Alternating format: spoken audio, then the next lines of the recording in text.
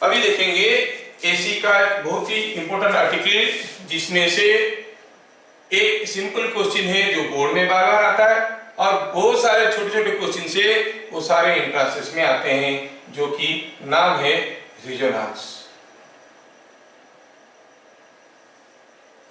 नाम है रेजोनेंस। ठीक है, तो चलिए देखते हैं। A series RLC circuit, RLC circuit is said to be in resonance if the net reactance of circuit is zero. Net reactance of the circuit is zero. Net reactance of the circuit is zero. Net reactance क्या था? XL minus XC। अगर जितना XL है उतना ही XC हो गया तो net reactance हो गया जीरो। ठीक है, तो चलिए देखते हैं। Net reactance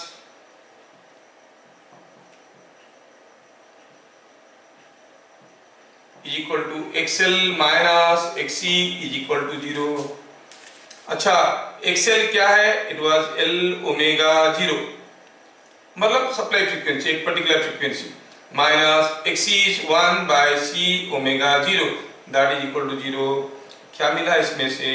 omega 0 is 1 by root over of LC। अगर हम फ्रीक्वेंसी निकालेंगे, हम जानते हैं कि इट इज 2 पाई F0। कितना हो गया ये? 1 बाय 2 पाई और 1 by root over of LC। तो इससे क्या पता चला? पता चला कि the frequency is 1 by root over of 1 by 2 pi root over frequency 2 pi root over of LC। तो हम क्या कहेंगे? Here F0 is called resonant frequency. Resonant frequency कितना है? F0 1 by 2 pi root over of LC। सोचो, कोई series RLC circuit में हम ऐसा एक वोल्टेज दिए, कोई वोल्टेज दिए, कितना वोल्टेज दिए उससे मतलब नहीं। अगर हमारा supply frequency is 1 by 2 pi root over of LC, तो हम कहेंगे कि जो रेजोनेंस होगा, तो सर्किट में रेजोनेंस होगा, नेट रिएक्टेंस जीरो होगा। नेट रिएक्टेंस जीरो होने के लिए सप्लाई फ्रीक्वेंसी क्या होना चाहिए? जो सप्लाई फ्रीक्वेंसी था, it should be equal to 1 by 2 pi root over of LC। What is the formula for resonant frequency? This is the only question that comes in board. ठीक है, resonant frequency हो गया 1 by 2 pi root over of LC। ये board में आता है। और आगे चल के देखेंगे, हम लोग LC ऑसिलेटर भी पढ़े नहीं, उसमें भी फ्रीक्वेंसी हुई है। याद रखो, दोनों ही केस में बराबर फॉर्मूला है, तो आपको बहुत आसान होगा और काम में लग जाएगा ये। ठीक है, इसको हमें याद रखना पड़ेगा। अगर कोई सीरीज RLC सर्किट में हम एक अल्टरनेटिंग वोल्टेज अप्लाई करते हैं, जिसका frequency 1 by 2 pi root over LC हुआ, तो हम कहेंगे ये रेजोनेंट फ्रीक्वेंसी कहलाएगा। ऐसा सर्किट में क्या होगा? आप ये सर्किट में आप देखोगे रेजोनेंस फॉर्मेशन होगा। अब रेजोनेंस फॉर्मेशन होगा मतलब नेट रिएक्टेंस जीरो होगा।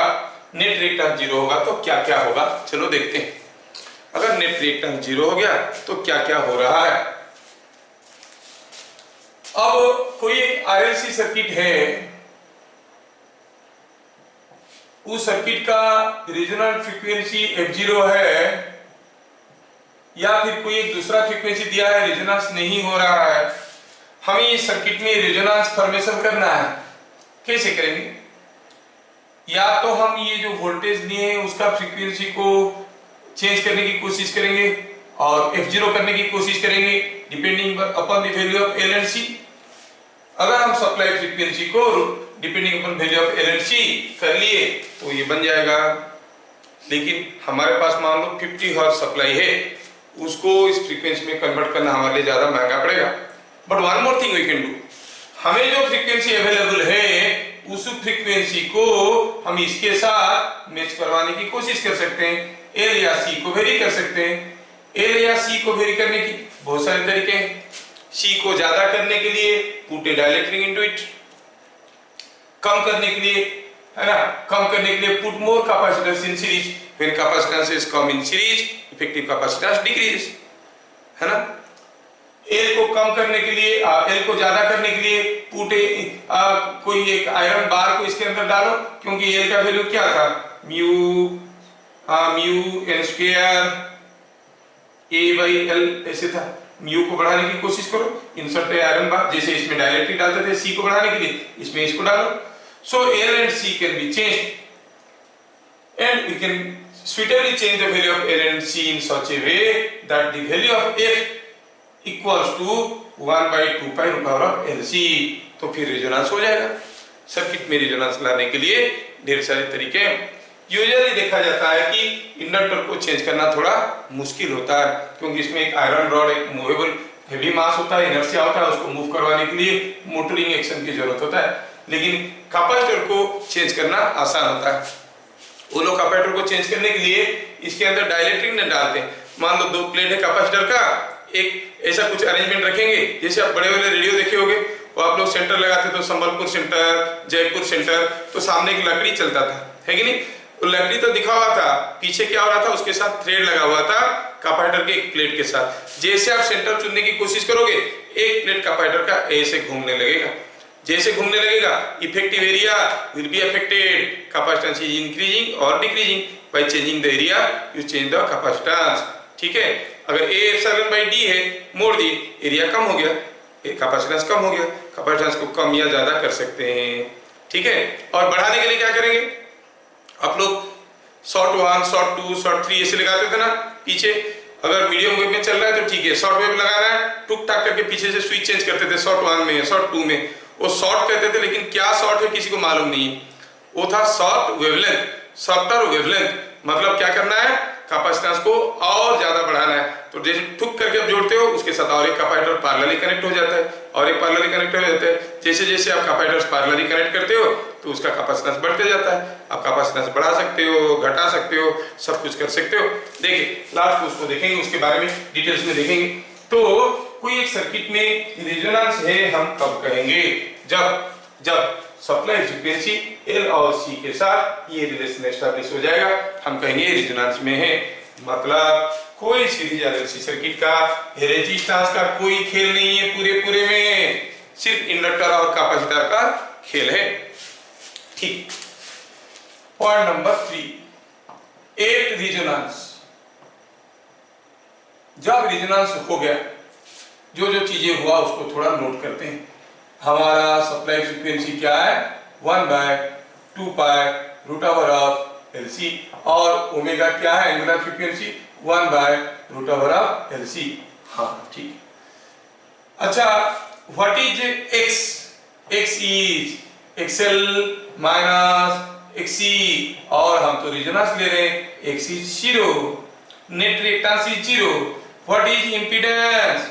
It is R square plus x square का रूट ओवर, x 0 है, so impedance is equal to resistance. Impedance is equal to resistance. So at resonance, what is the impedance of the circuit? It is equal to the resistance in the circuit. समझ में आ रहा है? That is very interesting. And these are all one mark questions. Easy है, लेकिन school में नहीं पूछते हैं। स्कूल में तो यही पूछते हैं, ठीक है।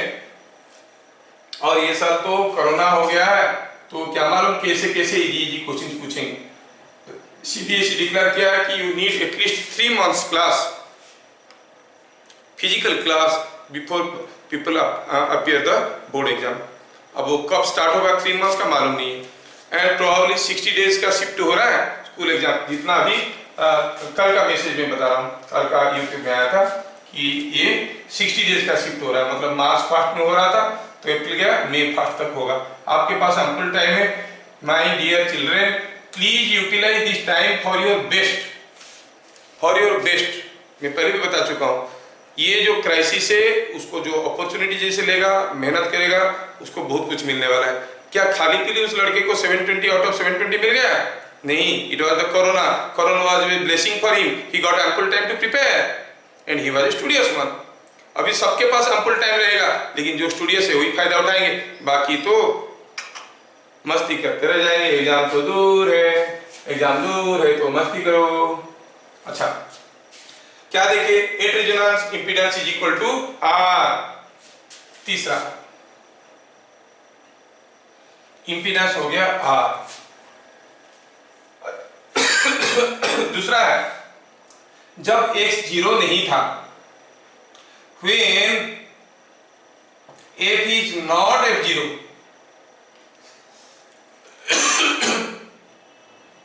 then x is not 0, कुछ वैल्यू रहेगा। जब एक रीजनल फ्रीक्वेंसी नहीं है किसी भी दूसरा फ्रीक्वेंसी में, तो x 0 नहीं रहेगा, तो z will be more than r। ठीक है ना?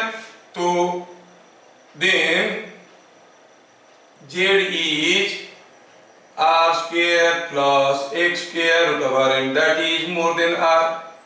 So ये याद रखना कि z is minimum at resonance। At resonance तो लिख ही रहे हैं, z is minimum। अच्छा, लिख देते हैं एट रेजोनेंस। तो सर्किट में अगर रेजोनेंस ले आओगे तो z मिनिमम हो जाएगा। अब आपका जो करंट है वो क्या है? Current is V by Z। अगर Z मिनिमम हुआ सो करंट इज मैक्सिमम।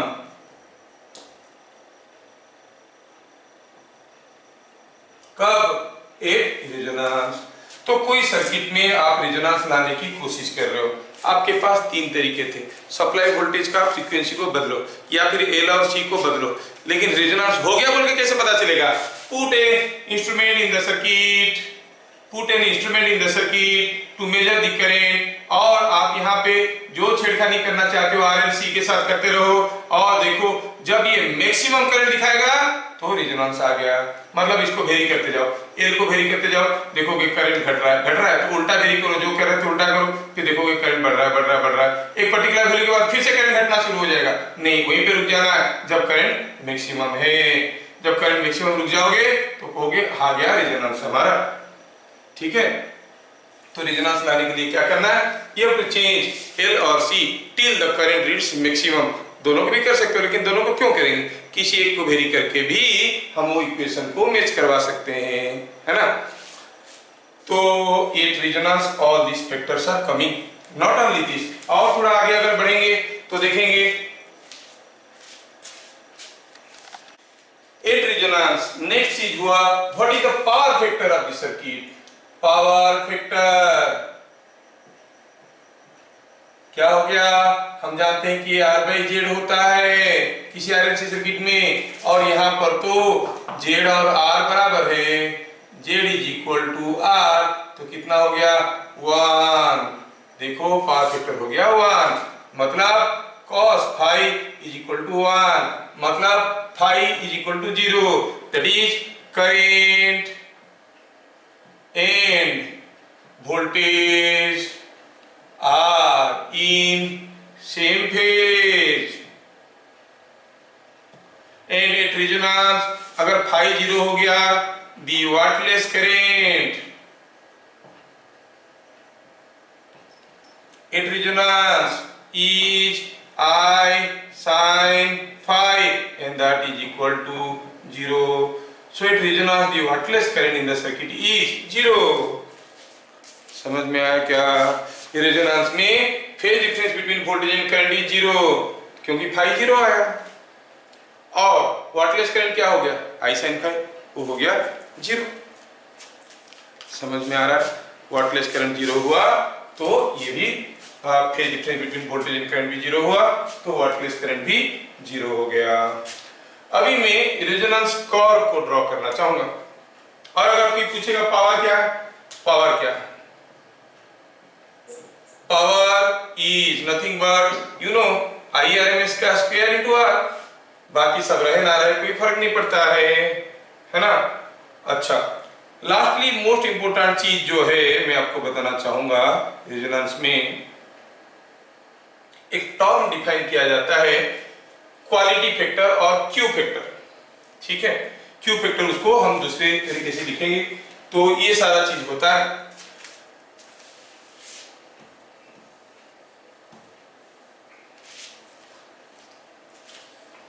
अब नाम दिए पॉइंट नंबर 4 में क्यू फैक्टर, इसको कहेंगे क्वालिटी फैक्टर। ये क्वालिटी फैक्टर देख के लोग रेजोनेंस सर्किट खेलते हैं। ठीक है, रेजोनेंस सर्किट को क्वालिटी फैक्टर देख के खेलते हैं। क्या है ये क्वालिटी फैक्टर? क्यू फैक्टर ये डिफाइंड है ओनली फॉर रेजोनेंस सर्किट्स। ठीक है, of A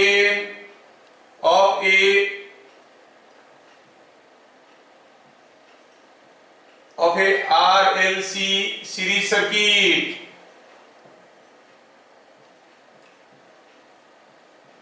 is defined as ratio of PD across inductor or capacitor to the supply potential difference। तो Q सर्किट Q फैक्टर कैसे लिखते हैं? Q फैक्टर को इसको लिखते हैं PD across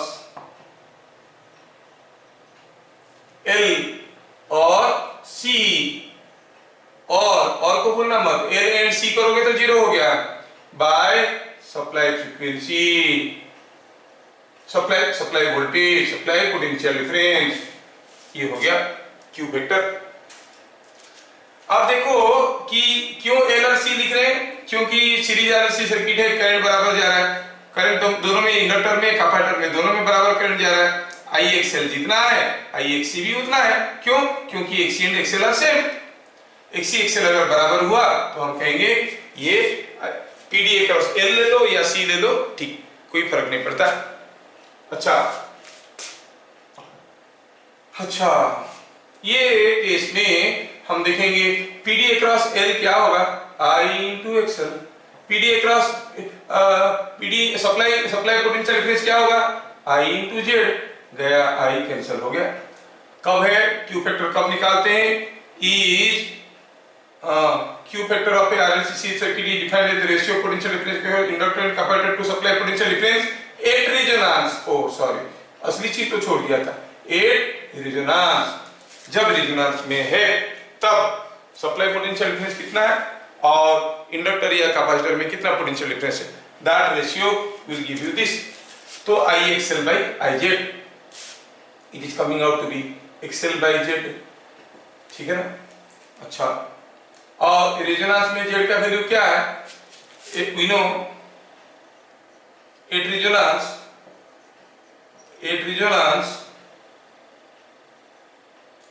Z is equal to R और XL is equal to L omega 0, क्योंकि रेजोनेंस फ्रीक्वेंसी।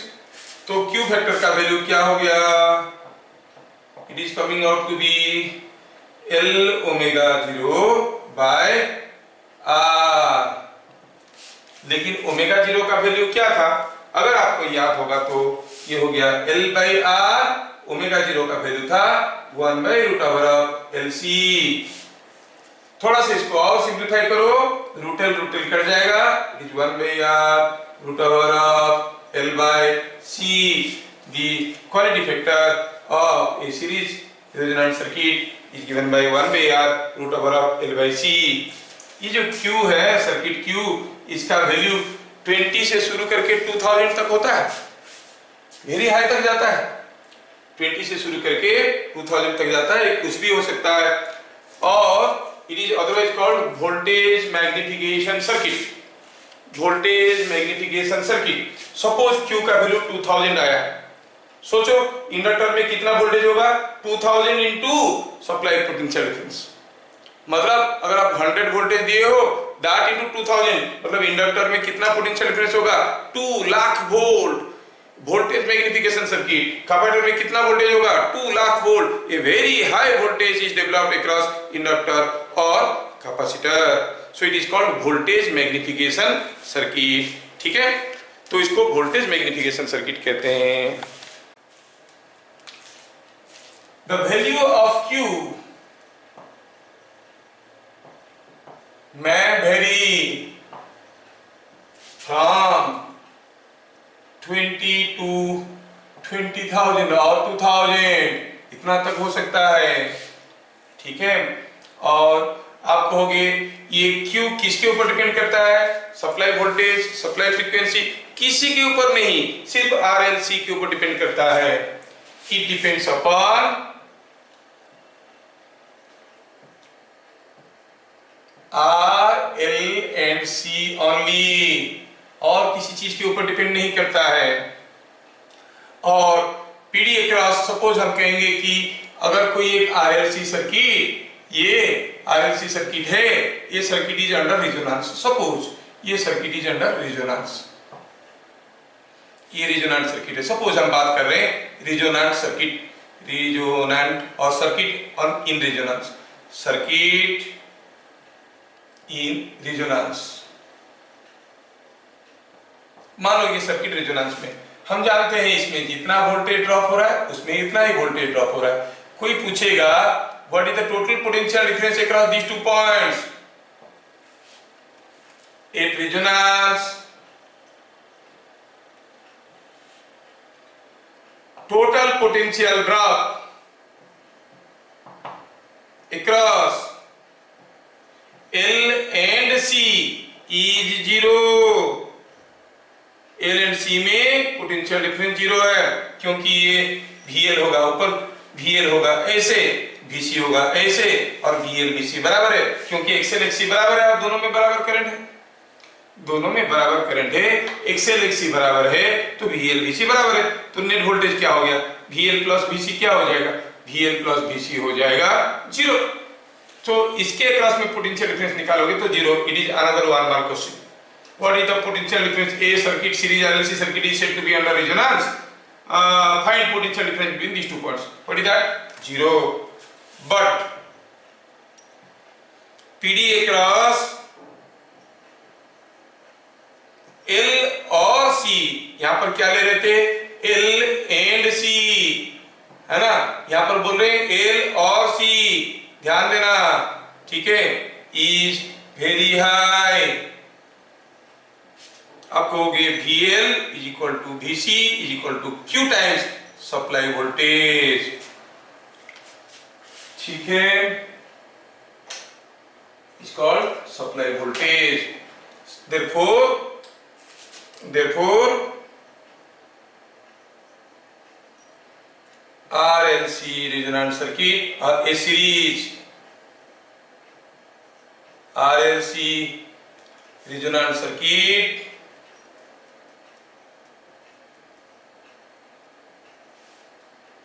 ठीक है, is called a voltage magnification circuit।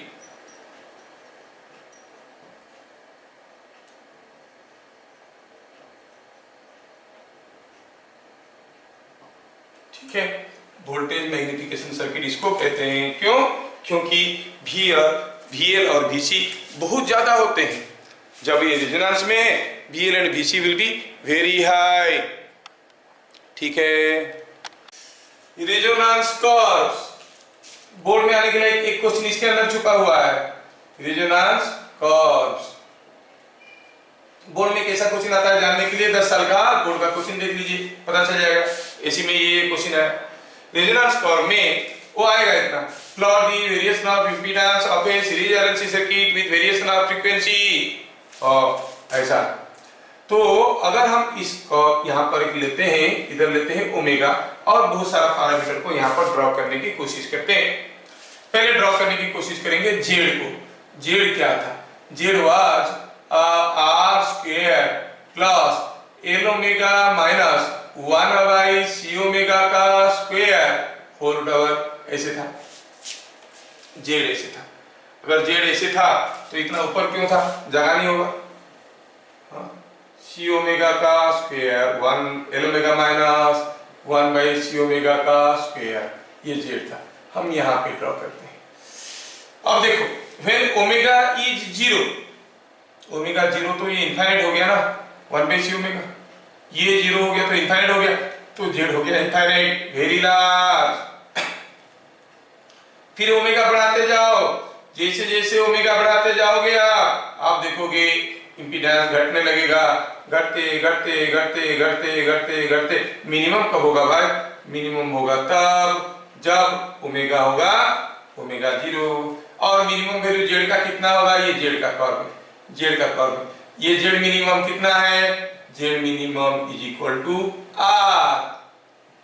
वो बोलेंगे for a series RLC circuit plot the variation of impedance with omega और supply frequency, frequency F लिखेगा तो यहाँ पर एफ जीरो लिखोगे। फिर क्या हुआ, ओमेगा जीरो पे मिनिमम हो गया, उसके बाद और ओमेगा का बढ़ाओगे, ओमेगा का बढ़ाओगे तो ये छोटा हो जाएगा, लेकिन ये क्वांटिटी बढ़ने लगेगा, एल ओमेगा बढ़ने लगेगा। जब ओमेगा बहुत ज्यादा हो जाएगा, एल ओमेगा बहुत ज्यादा हो जाएगा, अगेन इनफाइनाइट हो जाएगा, so Z will again increase. The graph goes like this. और कोई अगर एग्जैक्टली ग्राफ ढूंढेगा तो एग्जैक्ट ग्राफ कुछ ऐसा होता है, ये सीधा रहता है, ये टेढ़ा रहता है, ठीक है, क्योंकि ये जोन में क्या है, 1 by C omega is negligible small, it is L omega, L omega है तो स्ट्रेट लाइन होगा। ये जोन में L omega is very small 1 by C omega, तो ये ऐसे रहता है। क्या मालूम कोई सरफरे को पूछने को आदत आ जाएगा तो कुछ भी पूछ लेगा, तो खैर इतना डेप्थ तक कोई पूछेंगे नहीं, तो मैं इतने ऊपर ऊपर थोड़ा लेता हूं। तो ये हो गया हमारा, क्यों ना करूं मैं, क्या मालूम कितने सारे सिरफिरे आ जाते हैं, ऐसे आएगा और इधर तो सीधा जाएगा ऐसे, ठीक। ये हो गया आपका क्या, वेरिएशन ऑफ इंपीडेंस। ठीक है, मैं करंट ड्रॉ करना चाहता हूं जिसको हम कहेंगे V बाई जेड। अब जब जेड मैक्सिमम था करंट होगा जीरो, जब जेड मैक्सिमम था करंट था जीरो, जेड घटने लगा ओमेगा बढ़ा रहे हो, जेड घटने लगा करंट बढ़ने लगा बढ़ने लगा बढ़ने लगा, मैक्सिमम कब होगा, 8 ओमेगा इक्वल ओमेगा जीरो, उसके बाद करंट फिर से घटने लगेगा, current will decrease. This is the diagram for I decreases, ठीक है ना। ये जो I वर्सेस ओमेगा डायग्राम है, I वर्सेस ओमेगा डायग्राम है, इसको कहते हैं fidelity curve. I is equal to V by Z, ये डायग्राम ऐसे आया। ध्यान से देखो कि ये जोन में क्या है, omega is less than omega zero, ये जोन में omega is more than omega zero. When omega is less than omega zero, omega zero से कम है तो मतलब 1 बाई सी ओमेगा बड़ा है, एल ओमेगा छोटा है, सर्किट इज, मेडिकल एंट्रेंस वालों के लिए बहुत चाहिए, सर्किट इज कैपेसिटर डोमिनेटेड। तो क्या कहेंगे, ऐसे लिखेंगे less than omega zero, 1 by C omega is greater than L omega. So capacitor dominated है, लीडिंग करंट है, circuit is capacitor dominated, circuit में कैपेसिटर डोमिनेटेड है, ठीक है, डोमिनेटेड। I लीड्स V, तो when omega is less than omega zero, I leads V, when omega is greater than omega zero, तो आप कहोगे L omega is now greater than 1 by C omega, circuit is inductor dominated. सब कुछ लिख डालता हूं तो आपको बाद में पढ़ने के लिए, हमारे लेजी बच्चों को भी आसान रहेगा। क्यों पीटर, पीटर है क्या, पीटर का मीटर खराब है अभी, डोमिनेटेड I लैक्स V, आई भी को लैग करता है। तो ये जो में लीडिंग करंट जाता है, ये लीडिंग करंट है, ये लैगिंग करंट है, ठीक है ना। ये लीडिंग करंट है, ये लैगिंग करंट है। ये जो आई वर्सेस ओमेगा डायग्राम हुआ उसको कहते हैं फाइडेलिटी कर्व। जितना ज्यादा हाइट रहेगा और जितना कम विड्थ रहेगा वो उतना ज्यादा प्रिफरेबल होता है।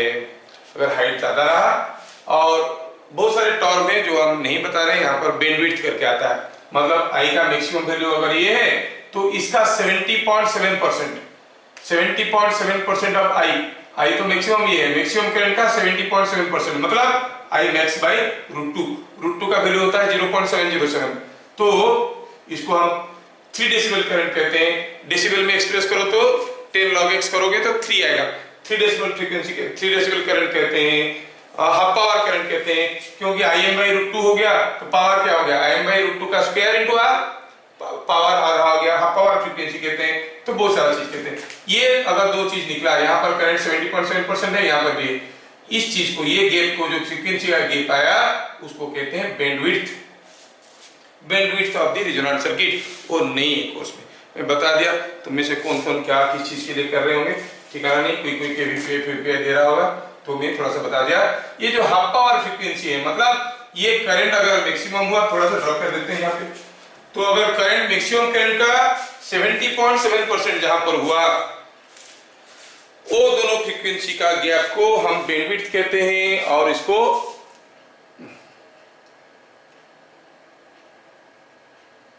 इंडिविजुअल फ्रीक्वेंसी को कट ऑफ फ्रीक्वेंसी कहते हैं, कट ऑफ फ्रीक्वेंसी और उनका बीच में जो गैप है उसको बैंडविड्थ कहते हैं, ठीक है। और अगर ये बैंडविड्थ अगर बहुत कम हुआ और ये मैक्सिमम करंट अगर ज्यादा हुआ तो हम इसको कहते हैं हाई फाइडेलिटी कर्व। तो थोड़ा सा एक्स्ट्रा पॉइंट है, स्कूल में ये टर्म नहीं है, बता देते हैं। आई वर्सेस फाई का जो डायग्राम है वो ऐसा है, तो इसको हम कहते हैं आई वर्सेस ओमेगा। ये जो डायग्राम है इसको कहते हैं फाइडेलिटी कर्व। और इसका हाफ पावर जहां पर आया Im/√2, ये इसको कहते हैं, ये कितना है, ये है आई मैक्स, ये है आई मैक्स। कितना होता है V/R, मैक्सिमम करंट क्या है V/R, क्योंकि जेड का वैल्यू R हो जाता है। ये कितना है ना आई मैक्स बाय √2, कुछ लोगों को जानने के लिए। ये जो फ्रीक्वेंसी जाए ω1 and ω2, ω1 and ω2 are called cut off frequency, ठीक है। ω2 minus ω1 is called bandwidth। School वाले नहीं पूछेंगे, डोंट वरी। आप में से कुछ बच्चे हैं जो कुछ जेईई के लिए कर रहे हैं, तो उनके लिए थोड़ा बता रहा हूं। तो फाइडेलिटी कर्व, अगर ये बैंडविड्थ कम हुआ, हाइट ज्यादा हुआ, तो इसको कहते हैं हाई फाइडेलिटी कर्व। और हाई-फाई, ये हाई-फाई वाला वर्ड तो आप लोग सुने होंगे। हाई-फाई जो वर्ड है that is derived from here. लोगों को समझ में नहीं आता, टी शर्ट पे भी लिखा रहता है हाई-फाई। हाई-फाई का मतलब high fidelity curve, bandwidth is less, ये हाइट इज मोर, इसको कहते हैं हाई फाइडेलिटी कर्व। समझ में आया? तो ये हो गया ऑल अबाउट रेजोनेंस।